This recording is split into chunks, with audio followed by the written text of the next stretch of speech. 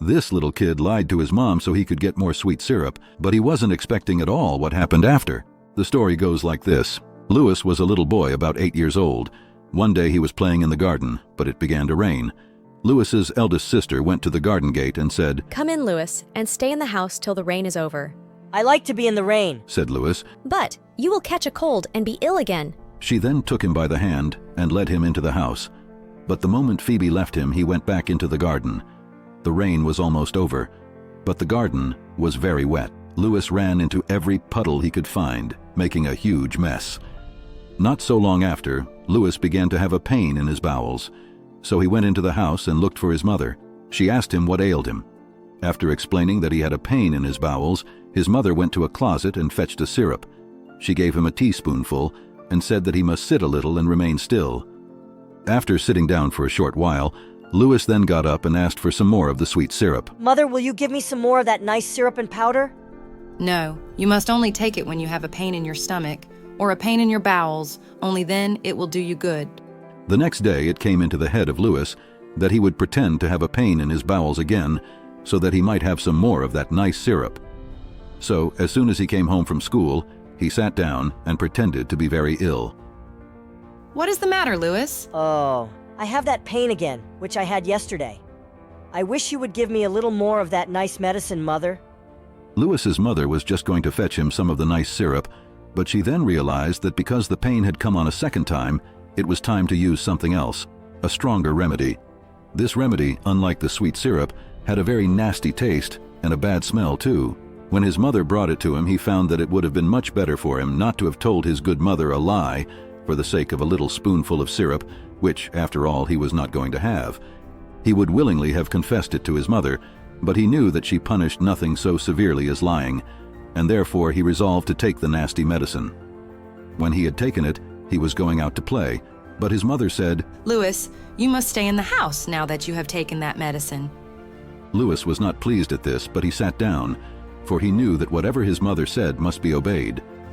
When dinner was on the table, Louis's father began to help his brothers and sisters, but when it was Louis's turn to be helped, his mother said, Louis must have no meat, or potatoes, or greens, for that she had ordered some broth to be made for him. Problem was that Louis hated broth. After protesting that he couldn't eat it, his mother told him he would have nothing else, and that if he didn't eat that, he would remain hungry. He would now have confessed to his mother what a bad boy he had been, but he was ashamed that his father and his brothers and sisters would know it too. Just as Louis began to take his broth, and everyone else had finished, his mother took something out of the oven. It was apple pie. As soon as he saw the pie, Louis mentioned that he had eaten enough broth and begged for some pie. His mother told him that pie would be the very worst thing he could eat, and that he must not even taste it. In the meantime, each of his brothers and sisters helped themselves to sizable portions of delicious apple pie. As soon as the children had dined, they got up and their father said to them, Come, children, when I have sat a little time, I shall take you all to your uncle's to drink tea, and to play in his fine large garden, and to eat strawberries and cream. Can you not go some other time? Said Louis's mother to his father. Because it will not be proper for Louis to go and run in the garden and eat fruit.